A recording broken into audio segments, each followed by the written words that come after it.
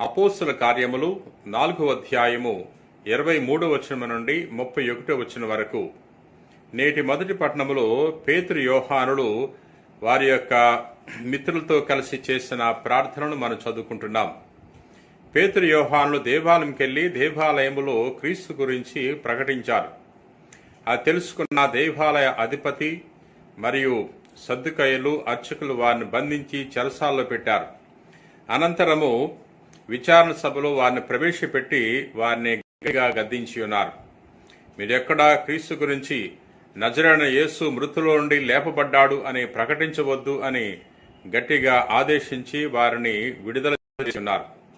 వారు విడుదల పొందుకున్న తర్వాత తమ యొక్క మిత్రుల వద్దకు వచ్చి ప్రార్థన చేస్తున్నారు. ప్రియ సహోదరి సహోదరులారా, పేతురు యోహానులు భయపడలేదు.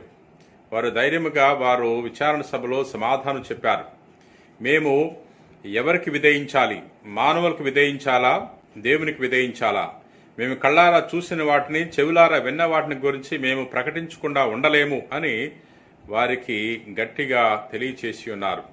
క్రీస్తుకు సాక్ష్యం ఇచ్చి ఉన్నారు. ప్రియ సహోదరి సహోదరులారా, మనం కూడా మన జీవితంలో క్రీస్తుకు సాక్షులుగా జీవించినప్పుడు మనకు కూడా వ్యతిరేకత ఉంటుంది.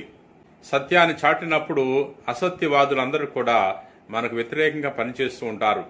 మనల్ని శిక్షించడానికి ప్రయత్నం చేస్తూ ఉంటారు. కానీ మనము ఆ సమయంలో క్రీస్తు ప్రభు యొక్క సహాయాన్ని కోరుకోవాలి.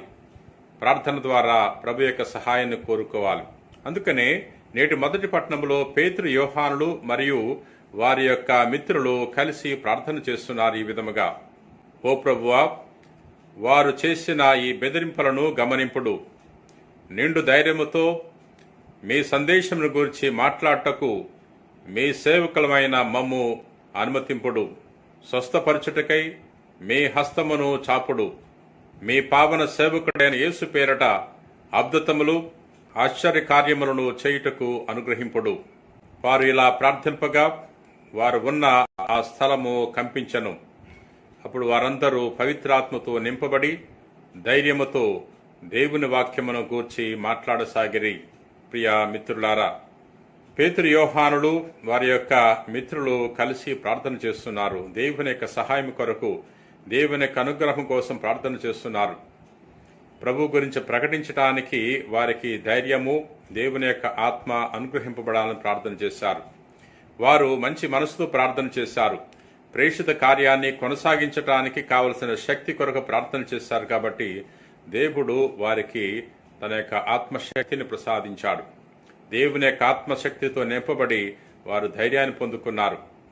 ధైర్యాన్ని పొందుకుని ప్రజలకు క్రీస్తు గురించి ఎంతో గొప్పగా ప్రకటించి ఉన్నారు. ప్రియ సహోదరి సహోదరులారా, మనం కూడా ధైర్యాన్ని పొందుకోవాలంటే దేవుని యొక్క ఆత్మ మనకు అవసరము.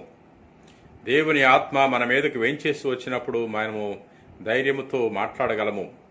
ధైర్యంతో క్రీస్తు గురించి ఇతరులకు చాటి చెప్పగలము. ప్రియ సహోదరి సహోదరులారా, నేటి సువిశేషము యోహాను సువార్త 3వ అధ్యాయము 1వ వచనం నుండి 8వ వచనం వరకు.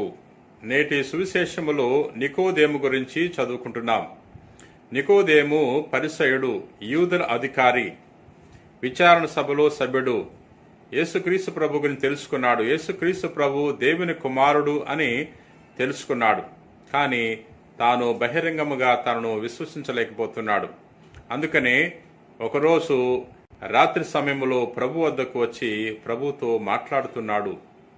బోధకుడా, నీవు దేవుని యొద్ద నుండి వచ్చిన బోధకుడవని మేమెరుగుదము. దేవుని సహకారం లేని యెడల నీవు చేయుచున్న అద్భుత కార్యములు ఎవడనూ చేయలేడు అని పలికెను. అందుకు యేసు అతనితో, మనుషుడు కొత్తగా జన్మించరనే తప్ప దేవుని రాజ్యమును చూడజాలనని నీతో నిశ్చయముగా చెప్పుచున్నాను అని పలికెను.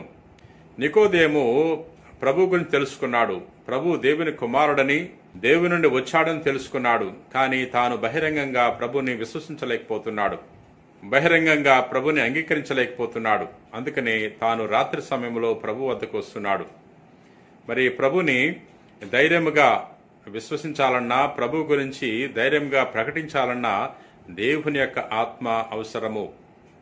దేవుని యొక్క ఆత్మను పొందుకున్నప్పుడు మనలో ఉన్న భయము తొలగిపోతుంది. ప్రియ సహోదరి సహోదరులారా, ప్రభు తెలియజేస్తున్నాడు, మనుష్యుడు కొత్తగా జన్మించడనే తప్ప దేవుని రాజ్యమును చూడజాలడని నీతో నిశ్చయముగా చెప్పుచున్నాను అని నికోదేముతో ప్రభు తెలియజేస్తున్నాడు.